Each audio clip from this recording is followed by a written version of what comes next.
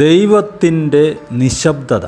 വെള്ളിയാഴ്ചയ്ക്കും ഞായറാഴ്ചയ്ക്കും ഇടയ്ക്കുള്ള ദൈവത്തിൻ്റെ ഒരു നിശബ്ദത, ഒരു ദുഃഖവെള്ളിക്കും ഒരു ഈസ്റ്ററിനും ഇടയ്ക്കുള്ള ദൈവത്തിൻ്റെ സൈലൻസ്. ലോകസ്ഥാപനത്തിന് മുമ്പും ഇപ്പോഴും നിരന്തരം സംസാരിച്ചു കൊണ്ടിരുന്ന ആ ശബ്ദം ഒരേ ഒരു ദിവസം ചരിത്രത്തിൽ നിശബ്ദമായി. അന്ധകാരമണ്ഡലങ്ങൾ ഒത്തിരി സന്തോഷിച്ചു, അവർ ആർത്ത് ഘോഷിച്ചു. പക്ഷേ ദൈവത്തിൻ്റെ നിശബ്ദത പോലും ഒരു മെസ്സേജാണ്. അതുപോലും അനുഗ്രഹകരമായ ഒരു വിടുതലിലേക്കാണ് കൊണ്ടുപോകുന്നത്. ആ നിശബ്ദത ജോസഫ് അനുഭവിച്ചതാണ്, മോശ അതിലൂടെ കടന്നുപോയതാണ്, ഏലിയാവ് അതിനെ കണ്ടതാണ്.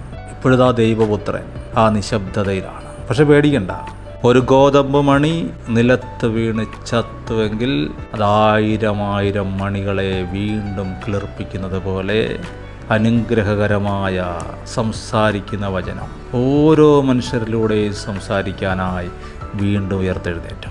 അതുകൊണ്ട് ദൈവത്തിൻ്റെ നിശബ്ദതയിൽ ഭയപ്പെടരുത്. അദ്ദേഹം അപ്പോഴും സംസാരിച്ചു കൊണ്ടിരിക്കുന്നു. ദൈവത്തിൻ്റെ നിശബ്ദത ഒരു ശബ്ദമാണ്.